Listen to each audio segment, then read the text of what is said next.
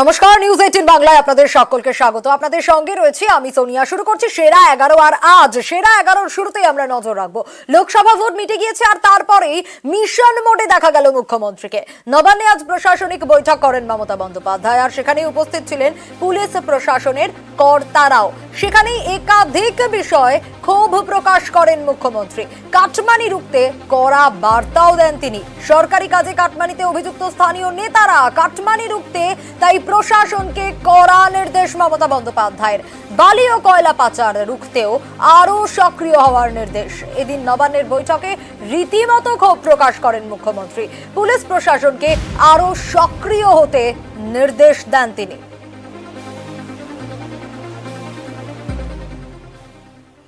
আর আবাসে দুর্নীতি ঠেকাতেও কড়া মুখ্যমন্ত্রী। উপভোক্তাদের তালিকা তৈরি হলেও ফের সমীক্ষার নির্দেশ। ডিসেম্বর থেকে প্রকল্পের টাকা দেবে রাজ্যই। সরাসরি সিদ্ধান্ত আজ প্রশাসনিক বৈঠকে। আমার এখানে এখনো 43 লক্ষ বাংলায় বাকি আছে। কাঁচা বাড়ি তো গ্রামে গ্রামে সবার, আস্তে আস্তে করব। আগামী ডিসেম্বর মাসে আমরা শুরু করব। 11 লক্ষ পাকা বাড়ি আমরা করে দেবো। 24-এর ভোটের প্রচারে প্রতিশ্রুতি, আর সেই প্রতিশ্রুতি মতোই এবার প্রশাসনিক সিদ্ধান্ত। আবাসের ঘর বানাতে টাকা দেবে রাজ্য সরকার। ডিসেম্বর মাসে প্রথম কিস্তির টাকা দেওয়া হবে। বঞ্চনা বরাদ্দতেই এসেছিল সাফল্য, তাই রাজ্য ও শাসক দল নিজেদের টাকাতেই প্রকল্প চালাতে চায়। কিন্তু সেই প্রকল্পগুলিতেও যেন দুর্নীতি থাবা না বসায়, তাই নিয়েই সতর্ক প্রশাসন। আবাস নিয়ে ভুরি ভুরি দুর্নীতির অভিযোগ উঠেছে। প্রকল্পের কাজ খতিয়ে দেখতে একাধিকবার বাংলায় প্রতিনিধি দল পাঠায় কেন্দ্র। এই ইস্যুকে হাতিয়ার করে বিজেপি। এই সুযোগ যাতে তারা আর না পায় তা নিশ্চিত করতে চাইছে রাজ্য সরকার। দুর্নীতি ঠেকাতে তাই আবারও সমীক্ষার সিদ্ধান্ত নেওয়া হয়েছে। ভোটের ফল বেরোনোর পর মঙ্গলবার প্রথম প্রশাসনিক বৈঠক হয়।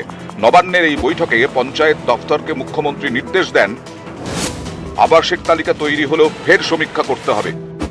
বলেন, আবাস প্রকল্পে অনেক যোগ্যদের নাম নেই। আমি এটা অনুভব করেছি। যারা যোগ্য নন তাদের নাম কোনোভাবেই ঢোকানো যাবে না।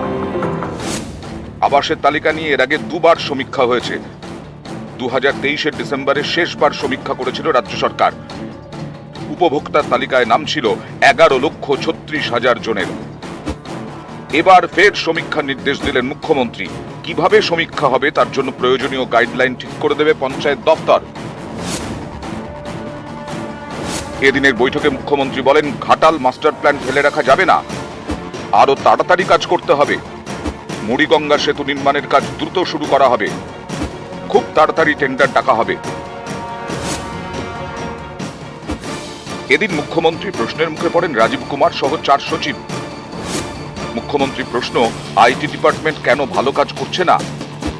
সন্দেশখালী নিয়ে একাধিক ফেক ভিডিও ছড়িয়েছিল, এটা কেন দেখা হয়নি? স্কিল ডেভেলপমেন্টে কেন ভালো কাজ হচ্ছে না? আমি কিন্তু আপনাদের কাজে নিয়মিত নজর রেখেছি। অন্যদিকে প্রাণী সম্পদ দপ্তরের সচিবের কাছে প্রশংসাও করেন মুখ্যমন্ত্রী। তীব্র গরমের মধ্যেও বিদ্যুৎ পরিষেবা ঠিক থাকার জন্য বিদ্যুৎ দপ্তরেরও প্রশংসা করেছেন। সোমরাজ বন্দ্যোপাধ্যায়ের রিপোর্ট, নিউজ 18 বাংলা। অটল বিহারী বাজপেয়ীর পর এবার মোহন ভাগবত। নরেন্দ্র মোদীকে এবার রাজধর্ম পালনের কথা মনে করিয়ে দিলেন আরএসএস প্রধান। নাম না করে তার বার্তা, যারা প্রকৃত সেবক হন তারা কখনো আমি করেছি বলে অহংকার করেন না। মণিপুর নিয়েও কড়া বার্তা দিয়েছেন ভাগবত।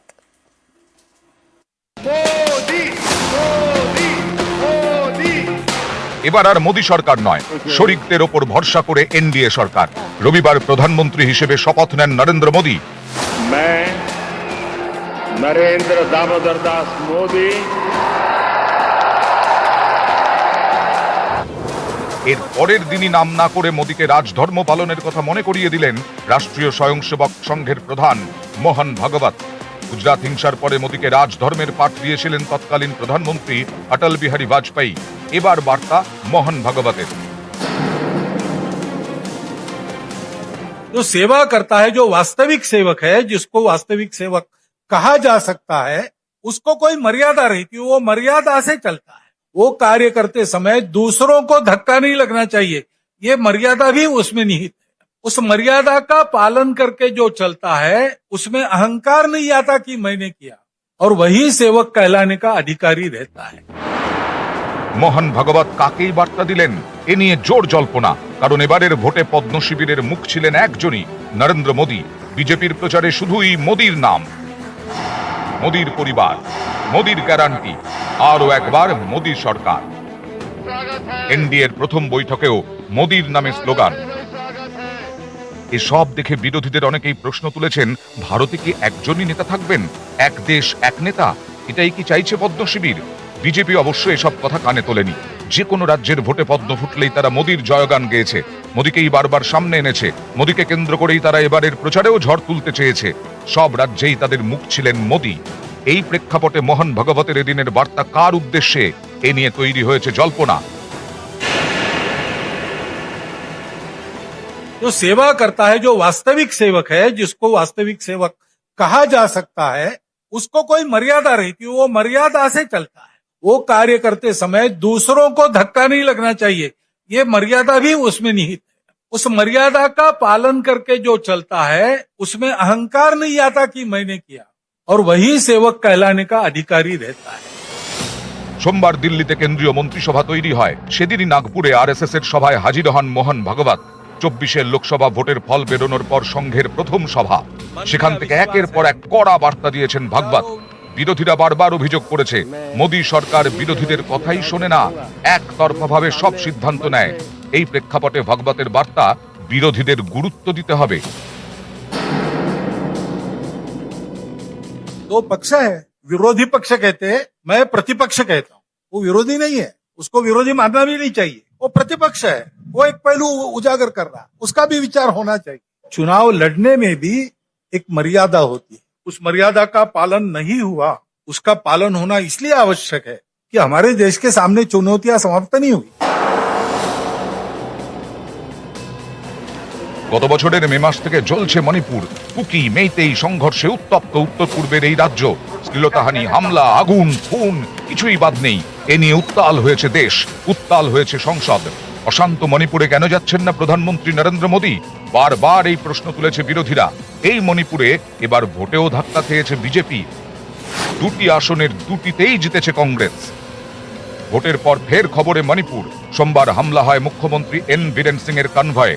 এক নিরাপত্তা রক্ষী জখম হন। এই পরিস্থিতিতে মণিপুর ইস্যুতে কড়া বার্তা দিয়েছেন সংঘ প্রধান মোহন ভাগবত।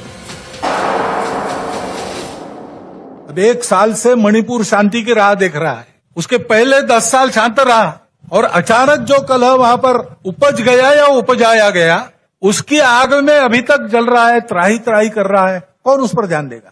प्राथमिकता देके उसका विचार करना ये कर्तव्य है।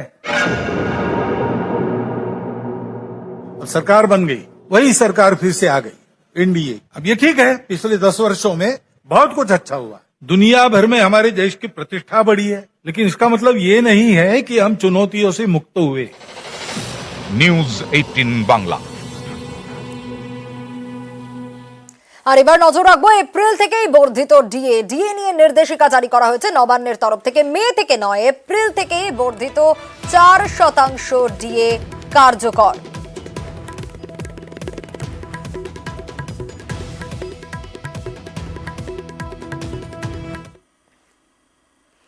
উপনির্বাচনে প্রার্থী প্রায় চূড়ান্ত তৃণমূলের। 10ই জুলাই 4 বিধানসভায় উপনির্বাচন। মানিকতলায় সম্ভাব্য প্রার্থী সুপ্তি পান্ডে।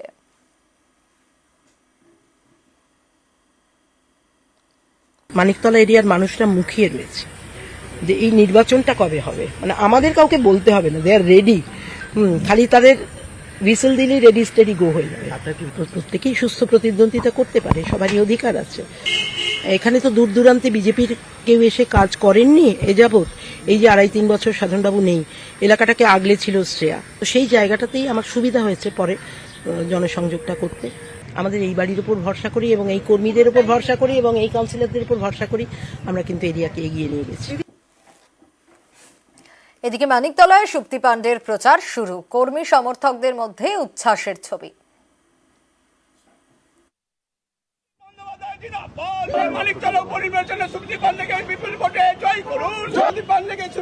সুপ্তি বৌদিকে মমতা ব্যানার্জি ডেকে নিয়েছে, তখন থেকে আমরা শিওর হয়ে গেছি যে মানিকতলায় সাধনদার সহধর্মিনী যে সুপ্তি পান্ডে ক্যান্ডিডেট হবে। তাই আমরা আজকে সুপ্তি পান্ডের ব্যানার আমরা লাগিয়ে দিয়েছি। যে ক্যান্ডিডেট হবে আমরা জান দিয়ে খাটবো। মানিকতলার পাশাপাশি রায়গঞ্জ, রানাঘাট দক্ষিণ ও বাগদাতেও উপনির্বাচন। বাকি 3 আসনেও সম্ভাব্য প্রার্থী তালিকা তৈরি। ফের প্রার্থী হতে পারেন কৃষ্ণ কল্যাণী, মুকুটমণি অধিকারী ও বিশ্বজিৎ দাস।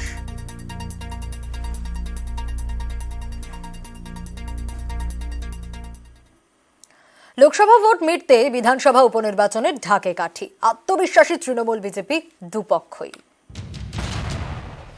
বিধানসভা উপনির্বাচন মানিকতলা বিপুল ভোটে তৃণমূল কংগ্রেস জিতবে। অন্যায়ভাবে বিজেপি আটকে রাখছিল, পরাজিত হয়েছিল, ওরা আটকে রাখছিল ইলেকশনটা। সেই ইলেকশনটা আমরা জিতবো, প্রত্যেকটা ওয়ার্ডে আমরা লিড দেবো। আমাদের মানিকতলায় প্রার্থী থাকবে এবং 4টি উপনির্বাচন যেটা হচ্ছে 3টিতে আমরা যথেষ্ট ভোটে এগিয়ে আছি এই প্রতিকূল অবস্থার মধ্যেও, এবং মানিকতলা আসলে আমাদের ব্যবধানটা কম আছে, আমরা পিছিয়ে ছিলাম, সেটা আমরা কাটিয়ে উঠব। উত্তরের হারের ময়না তদন্ত। কোচবিহার বাদে অন্য সিটে ভালো ফল নেই কেন, হারের কারণ জানতে ফেরহাদ হাকিমকে বিশেষ দায়িত্ব। শিলিগুড়িতে উত্তরবঙ্গের নেতাদের সঙ্গে বৈঠক ফেরহাদের। সংগঠন মজবুত করে জোরদার লড়াইয়ের নির্দেশ। এখানেও ভালো ফল হতো, একটু আমাদের ম্যানেজমেন্টের অসুবিধা, অর্গানাইজেশনের অসুবিধা। আমাদের অর্গানাইজেশনের কোথাও না কোথাও একটুখানি প্রবলেম আছে, যেটা হচ্ছে যে ম্যাডামের প্রতি সম্মান, ম্যাডামের প্রতি আস্থা, সেটাকে কনভার্ট করা, এটা অর্গানাইজেশন করবে। সেই অর্গানাইজেশন সেটা করতে পারেনি নর্থ বেঙ্গলে। পার্টিকে আমরা রিপোর্ট দেব। পার্টি যদি মনে করে অনেকগুলো অন্য সব নেতৃবৃন্দকে নিয়ে এসে এখানে কিছু ওয়ার্কার্স কনফারেন্স করতে হবে। নেতৃত্ব বদল করে হবে না, আপনাকে গ্রাসরুটে ওয়ার্কারদের পলিটিক্যালাইজ করতে হবে, তাদের ডিভোটেড করতে হবে এবং তাদের নীতিবোধ তৈরি করতে হবে।